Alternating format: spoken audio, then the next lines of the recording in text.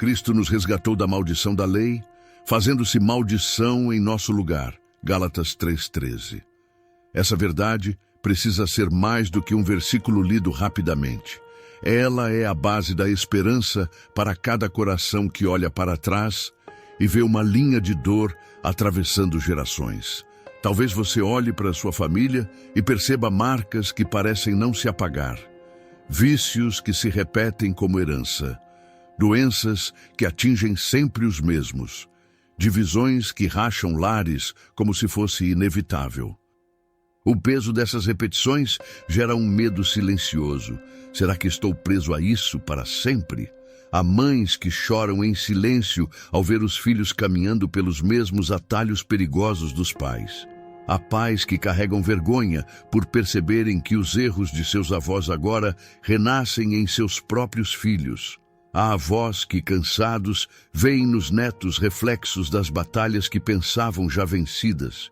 E assim, os ciclos parecem se perpetuar como correntes invisíveis que aprisionam. Essa dor não pode ser ignorada. Ela precisa ser validada. Ela precisa ser olhada nos olhos com coragem. Porque só quando reconhecemos a ferida é que podemos buscar a cura. Mas no fundo dessa dor existe um desejo escondido.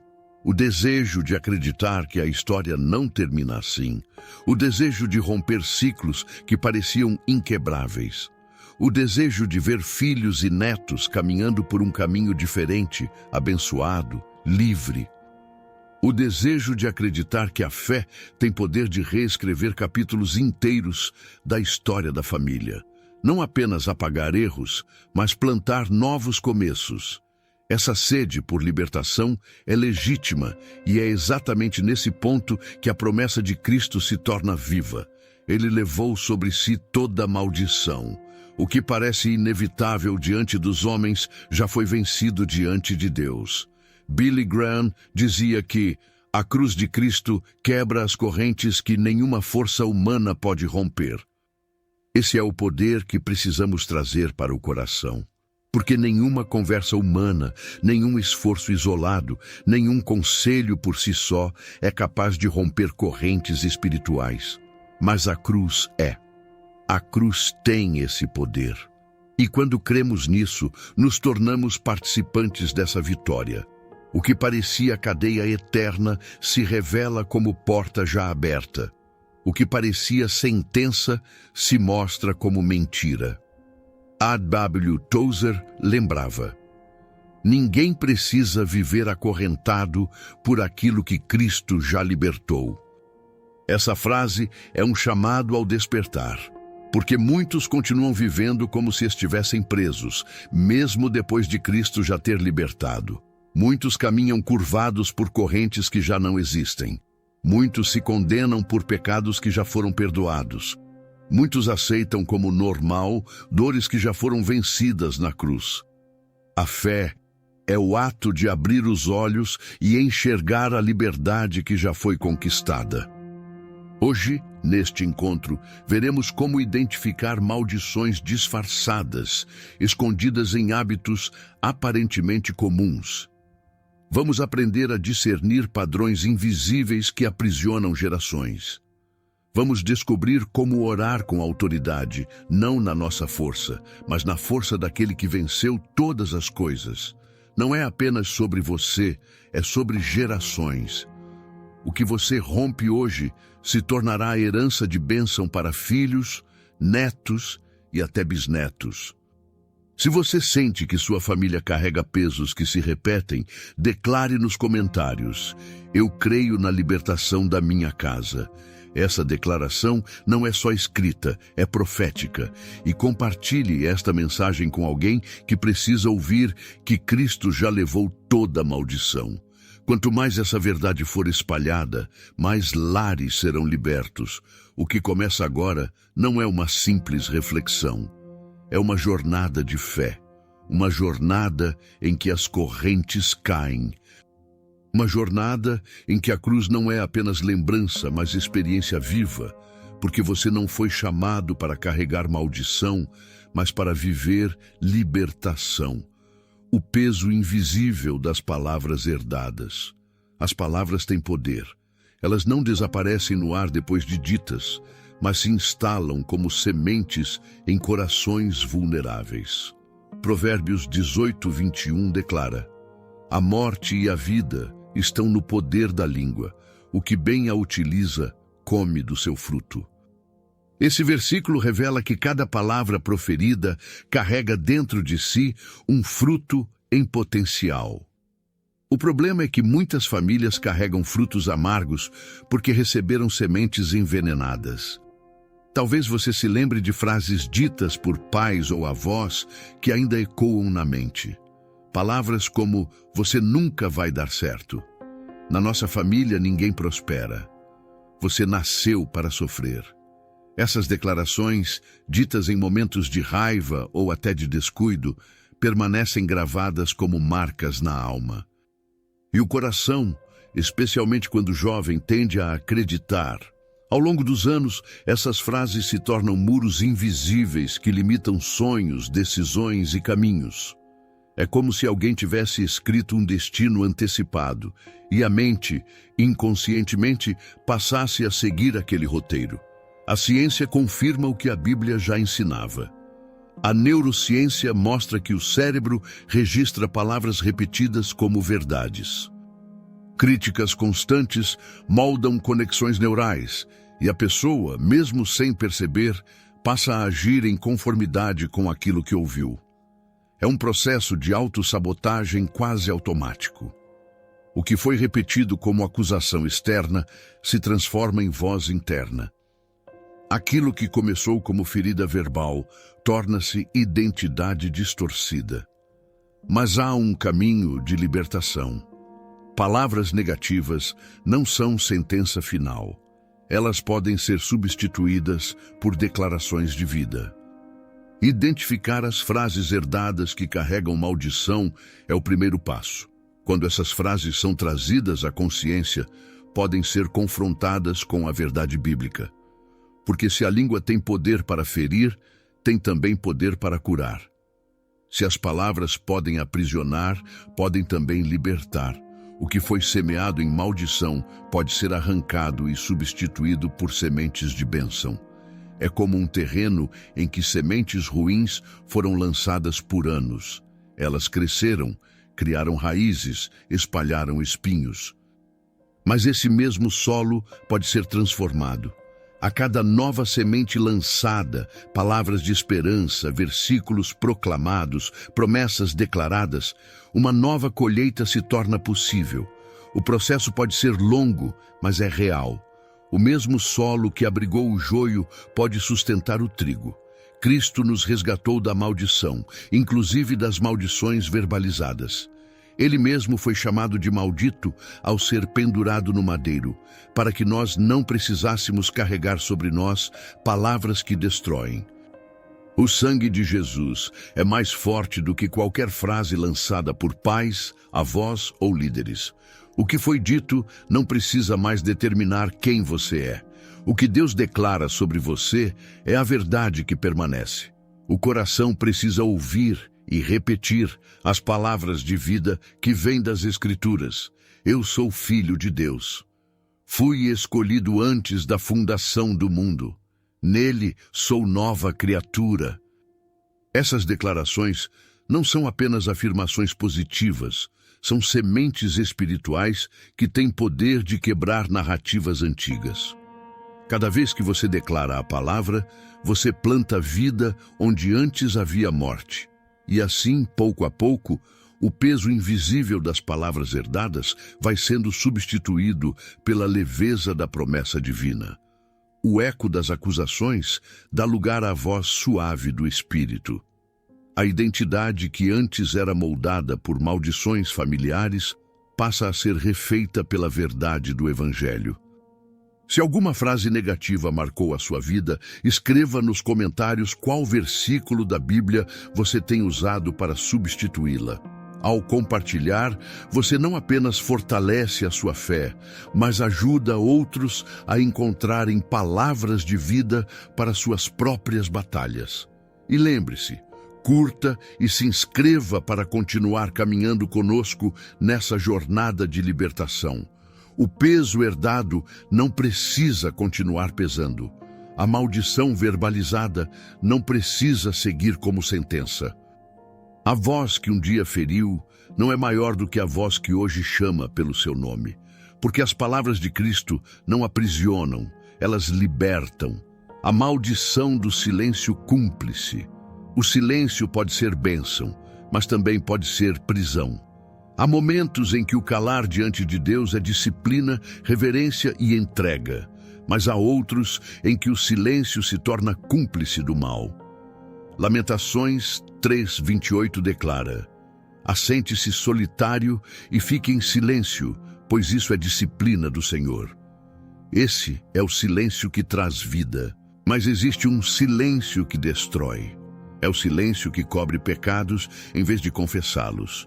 É o silêncio que ignora injustiças em vez de confrontá-las. É o silêncio que finge paz, quando na verdade há feridas abertas. Dentro de muitas famílias, esse silêncio se tornou hábito. Histórias de abusos foram escondidas, palavras duras foram engolidas, pecados graves foram varridos para debaixo do tapete, e geração após geração aprendeu a mesma lição distorcida: não fale, porque se falar será pior. O resultado é um ciclo de dor não tratado, que se repete como sombra. O que não é confessado diante de Deus acaba sendo repetido pelos filhos e netos. O que não é trazido à luz cresce nas sombras e se fortalece.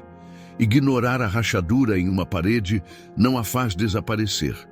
Pelo contrário, o tempo faz com que a fissura se alargue até que a estrutura inteira corra risco de desabar.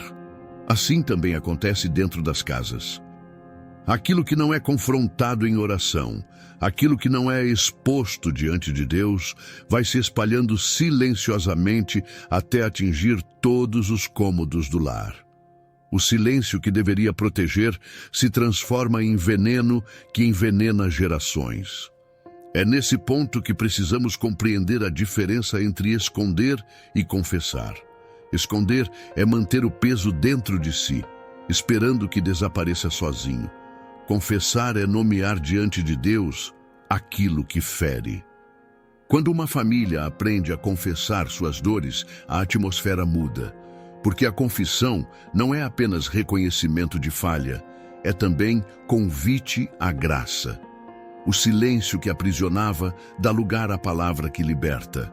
Há algo profundamente transformador em orar em voz audível sobre os pecados e dores que a família carrega. Nomear diante de Deus o que por tanto tempo foi escondido é ato de coragem e de fé. Não porque Deus precise ouvir para saber, mas porque nós precisamos falar para sermos libertos. O que é dito em oração deixa de ser segredo pesado e passa a ser oferta colocada diante do altar. O peso já não está mais sobre os ombros, mas sobre a cruz. Famílias que decidem romper com o silêncio cúmplice abrem portas para a restauração. O que era motivo de vergonha se transforma em testemunho de graça. O que era sombra se torna luz. O que era corrente se parte em nome de Jesus. Quando o silêncio é vencido pela confissão, a maldição é quebrada. O silêncio pode matar, mas a palavra diante de Deus tem poder de ressuscitar. O silêncio pode perpetuar correntes, mas a confissão pode despedaçá-las.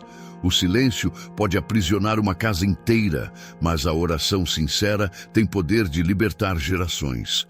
O ciclo emocional que aprisiona gerações. Há correntes que não são feitas de ferro, mas de emoções não resolvidas. Muitas famílias vivem presas em um ciclo que atravessa gerações, não porque exista uma maldição hereditária automática, mas porque as feridas emocionais de ontem se tornam comportamentos de hoje. Êxodo 25:6 nos lembra da seriedade dessa realidade. Visito a iniquidade dos pais nos filhos até a terceira e quarta geração daqueles que me odeiam, mas uso de misericórdia com milhares dos que me amam e guardam os meus mandamentos. O texto não é sentença de desespero, mas alerta de responsabilidade. A iniquidade pode sim alcançar filhos e netos, mas a misericórdia de Deus vai muito além, atravessa 1000 gerações. Muitos interpretam cada sofrimento como maldição hereditária inevitável. Acreditam que basta nascer em determinada família para já estar condenado a repetir fracassos. Mas a verdade bíblica rompe essa ideia. O Senhor é Deus de justiça, mas também é Deus de misericórdia abundante. O texto mostra claramente: a maldição alcança até a 3ª e 4ª geração, mas a misericórdia se estende a 1000. Em outras palavras, a graça de Deus é infinitamente mais poderosa do que qualquer padrão de destruição. A psicologia nos ajuda a enxergar como esses ciclos acontecem na prática. Traumas não tratados, violência, abandono, rejeição, vícios, não desaparecem sozinhos. Eles moldam comportamentos. Um filho que cresce em um ambiente de raiva aprende a reagir com raiva. Uma filha que cresce ouvindo que não tem valor tende a repetir relacionamentos abusivos. Esses padrões são transmitidos não como destino inevitável, mas como comportamento aprendido. O inimigo se aproveita dessas brechas para fazer parecer que a cadeia é inquebrável. Mas a cruz nos mostra outro caminho. O ciclo pode ser interrompido.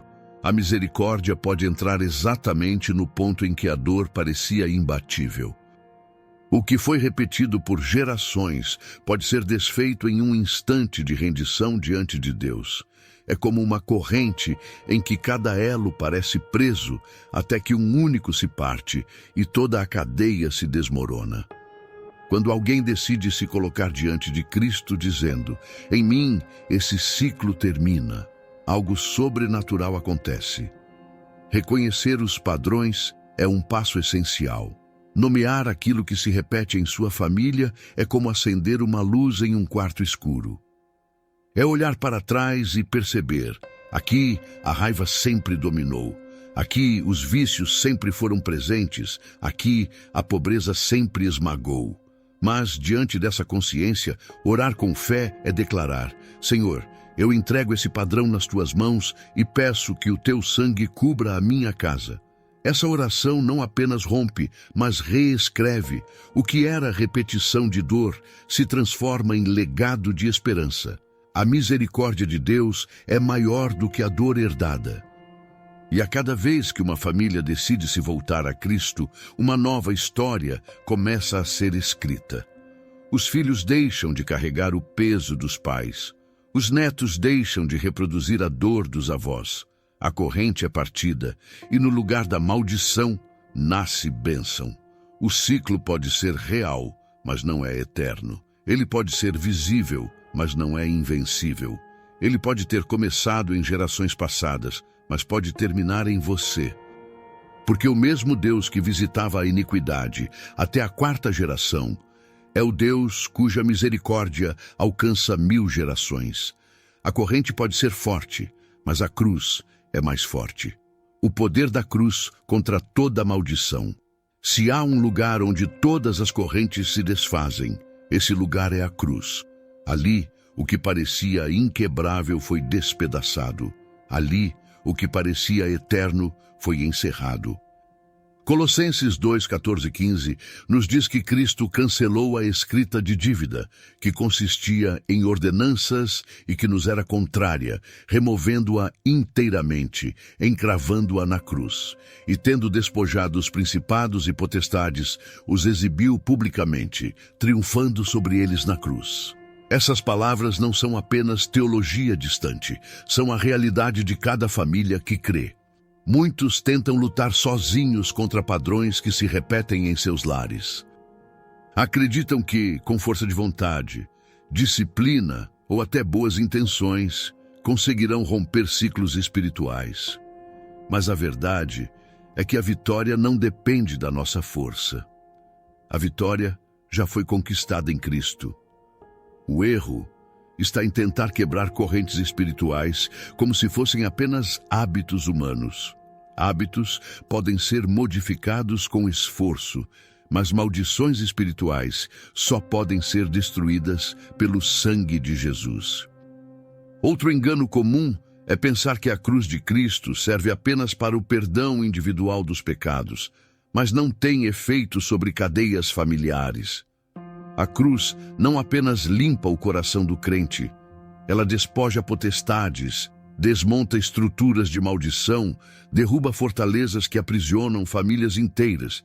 Não é apenas um ato pessoal, é um ato cósmico. Não é apenas um gesto de amor, é um ato de guerra. A cruz é chave mestra. Imagine uma porta fechada por cadeados antigos. Cadeados herdados, passados de geração em geração, que ninguém conseguiu abrir. Um tentou com conselhos, outro tentou com boas obras, outro ainda tentou com religiosidade, mas todos fracassaram. Então vem Cristo com uma única chave e abre todos os cadeados de uma vez. Essa chave é o seu sangue. Essa chave é a cruz. Quando levamos a árvore genealógica diante da cruz em oração, declaramos que toda a história agora está rendida ao Senhor. Não importa quantos elos a corrente já tenha. A cruz é suficiente para desfazer cada um deles. Quando visualizamos em fé nossa família inteira aos pés do madeiro, percebemos que não há dor tão antiga que o sangue não alcance. Não há maldição tão profunda que a cruz não quebre. A cruz não é lembrança de derrota, é testemunho de vitória. Não é apenas símbolo, é poder. É na cruz que encontramos descanso, porque é na cruz que Cristo já venceu. Ali, ele não apenas tomou nossos pecados, mas também despojou as forças que nos acusavam. O que antes parecia um tribunal contra nós, se tornou palco da vitória dele. Por isso, nunca aceite como inevitável aquilo que Cristo já venceu. Nunca carregue como herança aquilo que já foi cancelado. Nunca viva como escravo quando já foi proclamada a sua liberdade. A cruz está erguida. A vitória já foi declarada e você, pela fé, pode viver essa libertação hoje. Maldições disfarçadas de hábitos normais. Nem sempre as correntes se apresentam como correntes. Muitas vezes, elas se escondem por trás de hábitos aparentemente inofensivos, tão comuns que já não são questionados. Isaías 5:20 declara: ai dos que ao mal chamam bem e ao bem mal, que fazem da escuridão luz e da luz escuridão, e fazem do amargo doce e do doce amargo. Essa advertência nos mostra como a normalização do mal pode ser mais perigosa do que o mal explícito. Quando algo errado se disfarça de normalidade, ele ganha espaço para permanecer por gerações. Dentro de muitas famílias, vícios são aceitos como parte da identidade. Na nossa família, todos bebem assim mesmo. Todos aqui têm o mesmo gênio explosivo. Sempre fomos assim. Ninguém muda. Frases como essas carregam a armadilha de naturalizar aquilo que destrói. Quando um padrão se torna cultura, deixa de ser combatido. E quando deixa de ser combatido, passa a se fortalecer. A maldição se perpetua não apenas pela força espiritual, mas também pela aceitação humana. Os sinais são sutis. Divórcios que se repetem em várias gerações até parecerem inevitáveis. Doenças que atravessam a família e já não são questionadas. Padrões de pobreza ou falência constantes, aceitos como parte da sorte da família. Essas situações, quando vistas sem discernimento, são tratadas como destino, quando na verdade são correntes disfarçadas. O perigo está justamente em confundir destruição com normalidade. A palavra nos chama ao discernimento. Não se trata de enxergar maldição em tudo, mas de avaliar à luz de Deus aquilo que se repete. Há perguntas simples que revelam muito. Isso honra a Deus? Isso edifica ou destrói? Isso se repete sem explicação? Essas perguntas, feitas com sinceridade diante do Senhor, expõem o que está escondido sob a máscara da normalidade. O Espírito Santo traz à luz o que foi camuflado. A imagem que nos ajuda a compreender é a da corrente polida. Imagine uma corrente feita de ferro pesado, mas que foi polida até brilhar. Ela parece menos ameaçadora, até bela em sua aparência. Mas, por mais polida que seja, continua sendo corrente. O brilho não muda sua função de aprisionar. Assim também são os hábitos que parecem aceitáveis, mas que aprisionam famílias inteiras. Cristo veio para expor as obras das trevas e trazer luz. Ele não permite que permaneçamos enganados. Ele nos chama a olhar para o que aceitamos como normal e perguntar: isso está de acordo com a vida abundante que eu prometi? Se não está, não deve ser mantido. O que se esconde em hábitos precisa ser confrontado pela verdade da cruz. Porque correntes disfarçadas ainda são correntes, e correntes só se quebram quando reconhecidas e entregues ao poder de Cristo. Oração como ato de guerra espiritual. Existem momentos em que orar não é apenas falar com Deus em intimidade silenciosa, mas se levantar em batalha. Efésios 6:12 nos recorda essa realidade. Pois a nossa luta não é contra carne e sangue, mas contra os principados, contra as potestades, contra os dominadores deste mundo tenebroso, contra as forças espirituais do mal nas regiões celestiais. A vida cristã não é uma caminhada ingênua, é uma jornada em meio a uma guerra invisível. A oração nesses momentos não é apenas devoção, é arma. Muitas famílias oram pedindo bênçãos, o que é bom, mas se esquecem de que há uma dimensão espiritual que precisa ser confrontada. A oração não é apenas súplica, é também declaração de vitória. É ato de resistência, é levantar-se em nome de Cristo para dizer: aqui, não mais. Quando reconhecemos que existem forças espirituais operando para perpetuar maldições, compreendemos que precisamos orar com autoridade e não apenas com desejo. Essa oração se desenha como um movimento em 3 etapas. Primeiro, louvor. Louvar é proclamar quem Deus é, exaltando sua grandeza antes mesmo de pedir algo. No louvor, reconhecemos que ele já venceu. Segundo, renúncia. Renunciar é declarar, diante de Deus, que não aceitamos mais pactos antigos, que rejeitamos toda a cadeia que nos foi imposta, que não aceitamos mais a mentira do inimigo. Terceiro, declaração de vitória. É proclamar que, em Cristo, nossa família é livre, é restaurada, é lavada pelo sangue que quebra toda maldição. Do ponto de vista da psicologia espiritual, há algo profundo nesse processo. Nomear o inimigo em oração reduz a ansiedade e fortalece a identidade.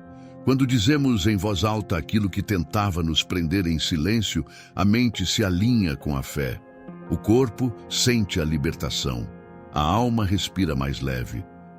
A oração deixa de ser apenas expressão religiosa e se torna experiência de cura emocional e espiritual. A metáfora que descreve esse ato é a do sentinela. Imagine um guarda no alto de uma muralha de madrugada. O inimigo se aproxima em silêncio, esperando que todos durmam. Mas de repente a trombeta soa. O sentinela anuncia que está acordado, vigilante, preparado. Assim é a oração de guerra espiritual. Ela é a trombeta que ecoa no silêncio da noite, declarando que a família não está mais vulnerável, porque o Senhor dos Exércitos guarda e protege. A oração, portanto, é mais do que palavras, é ato de guerra, é posicionamento, é resistência contra forças que tentam se perpetuar. Cada vez que você se levanta para orar, mesmo na fraqueza, você toca uma trombeta espiritual. E essa trombeta é ouvida nos céus e respeitada no inferno. Nos comentários, escreva os nomes de pessoas da sua família por quem você quer interceder. Vamos criar uma corrente de oração, um exército de intercessores unidos em fé. Curta e compartilhe este vídeo para que mais famílias se juntem a essa batalha espiritual. Quando nos unimos, o céu se move. A oração é a arma que transforma maldição em bênção. Não é pela nossa força, é pela vitória de Cristo já conquistada. Ao orar, você não apenas pede, você proclama. Não apenas busca, você declara. E cada palavra dita em fé é um golpe contra as correntes que tentam aprisionar sua família. Libertação é também reconstrução. Romper uma maldição é um ato poderoso, mas não é o fim da jornada. Quando as correntes caem, o espaço vazio precisa ser preenchido. Quando as muralhas são derrubadas, novas casas precisam ser edificadas. Caso contrário, o que foi destruído pode dar lugar a novos inimigos. Neemias 2,17 traz esse chamado. Então eu lhes disse: estais vendo a miséria em que estamos, como Jerusalém está assolada e as suas portas queimadas a fogo. Vinde, pois, e reedifiquemos o muro de Jerusalém, para que não estejamos mais em opróbrio. Não basta derrubar, é necessário reconstruir. Muitas famílias acreditam que romper um ciclo de maldição é suficiente, mas a libertação verdadeira é também processo de reconstrução diária. O Espírito Santo quebra correntes, mas também nos ensina a erguer altares de fé. Se a maldição era marcada por divisões, é preciso cultivar o diálogo e a reconciliação. Se a maldição era vício, é preciso estabelecer práticas de sobriedade e ambientes saudáveis. Se a maldição era silêncio, é preciso aprender a confessar, a orar, a falar a verdade em amor. Reconstruir é plantar novos rituais familiares que honrem a Deus. Uma leitura bíblica semanal em família pode se tornar uma semente poderosa. Orar juntos antes das refeições, ainda que brevemente, cria raízes espirituais que se fortalecem com o tempo. Pequenos gestos, repetidos com constância, geram legados. O que parecia apenas rotina se transforma em herança. Cada oração feita ao redor da mesa é tijolo colocado em um muro de proteção. Há testemunhos que confirmam isso. Uma mulher de 60 anos, marcada por uma linhagem de divórcios, decidiu iniciar um culto no lar. Apenas 30 minutos semanais de oração, louvor e leitura da palavra. No início parecia pequeno, quase insignificante, mas com o tempo viu seu casamento se fortalecer, seus filhos se aproximarem da fé e até netos pequenos crescerem com a memória desse altar doméstico. Ela rompeu não apenas com a maldição do divórcio, mas ergueu uma casa de paz. A metáfora é clara. Derrubar muralhas é inútil se não erguer casas de esperança. A libertação não é apenas o fim de uma história de dor, é o início de uma narrativa de restauração. O inimigo pode até perder espaço, mas se a família não preencher esse espaço com a presença de Deus, outras correntes tentarão ocupar o lugar. Jesus advertiu em Mateus 12 que o espírito imundo, quando expulso, procura retornar à casa que estava vazia. Por isso, não basta expulsar. É preciso encher. Reconstruir exige paciência e perseverança. O muro de Jerusalém não foi reerguido em um dia. Foi fruto de trabalho constante, apesar da oposição. Assim também a vida familiar. A cada dia, a cada oração, a cada gesto de amor, tijolos espirituais são colocados. Aos poucos, a casa que antes carregava vergonha passa a carregar honra.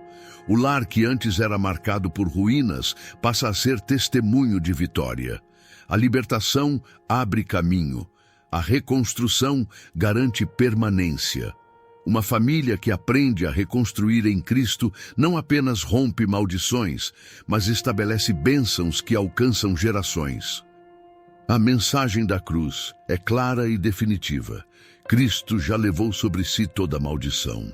O peso que parecia inevitável, o ciclo que parecia inquebrável, a sentença que parecia eterna, tudo isso foi cravado no madeiro. O que foi herdado como dor pode ser quebrado como testemunho. A palavra não deixa dúvidas. Cristo nos resgatou da maldição da lei, fazendo-se maldição em nosso lugar. Gálatas 3:13. Essa verdade não é apenas teologia distante, é vida prática para cada lar que se rende a ele. A síntese bíblica nos conduz a descansar nessa certeza. A maldição não tem a última palavra, porque a última palavra pertence a Cristo. Ele é aquele que transforma gerações. Ele é aquele que muda histórias. Ele é aquele que reescreve destinos. O sangue derramado na cruz não apenas perdoou pecados, mas libertou famílias inteiras de correntes invisíveis. E há um passo simples, mas poderoso, que pode ser dado hoje mesmo. Reserve de 2 a 5 minutos e ore em voz audível. Em Cristo, eu rompo todo o ciclo de maldição e declaro minha família aos pés da cruz. Essa oração é mais do que palavras. É ato de fé. É proclamação de vitória. É renúncia do que oprime e entrega do que pertence ao Senhor. Quando você declara isso, você não está apenas repetindo frases, está firmando sua família na autoridade de Cristo. Billy Graham dizia: a Bíblia não é um livro de correntes, mas de libertação. Essa frase ecoa como lembrança de que o Evangelho não foi dado para nos aprisionar, mas para nos libertar. Cada página é testemunho de um Deus que não aceita ver seus filhos vivendo em cadeias. A cruz não foi erguida para que continuássemos vivendo em escravidão. Foi erguida para que vivêssemos em liberdade. Charles Spurgeon acrescentava: Cristo quebrou as algemas do inferno. Não permita que você mesmo as forge de novo. É a advertência amorosa e firme. Muitas vezes, mesmo depois de libertos, voltamos a aceitar como normal aquilo que já foi vencido. Voltamos a repetir frases, hábitos e padrões que não têm mais poder sobre nós. Essa lembrança é convite para viver na vitória já conquistada. Hoje, o convite é a oração de intercessão. Não apenas por você, mas por sua família inteira. Interceda pelos filhos, pelos netos, pelos que ainda nem nasceram. Declare que sua linhagem está coberta pelo sangue de Cristo.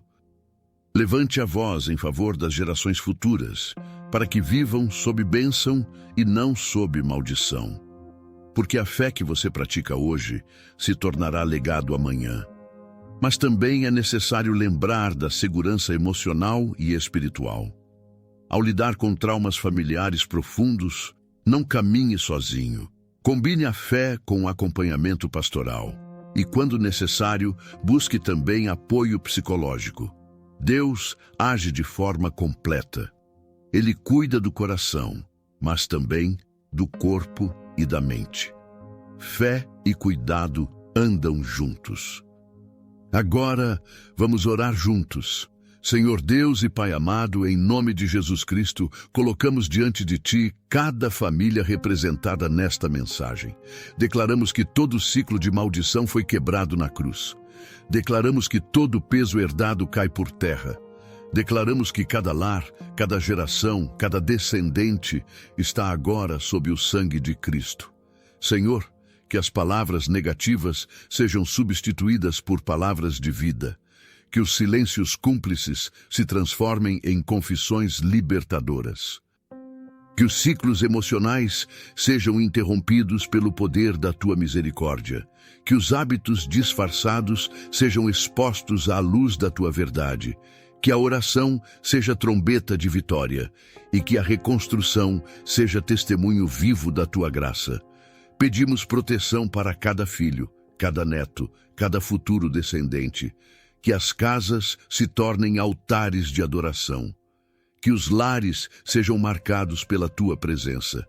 Que a libertação de hoje se torne herança de amanhã. E assim, Confiantes na tua promessa, entregamos cada família em tuas mãos, certos de que em Cristo somos mais que vencedores. Em nome de Jesus. Amém. O peso herdado não é destino. O ciclo de dor não é sentença. A maldição não é inevitável. Cristo já venceu. A cruz já foi erguida. A libertação já foi conquistada. Agora, cabe a você viver essa vitória e transmiti-la como herança de bênção. Compartilhe esta mensagem com alguém da sua família. Deixe nos comentários os nomes de quem você deseja ver livre em Cristo. E lembre-se de se inscrever e acompanhar esta jornada, porque juntos estamos edificando não apenas um canal, mas uma comunidade de fé, de esperança e de restauração. A sua família pertence a Cristo, e em Cristo a sua casa é livre.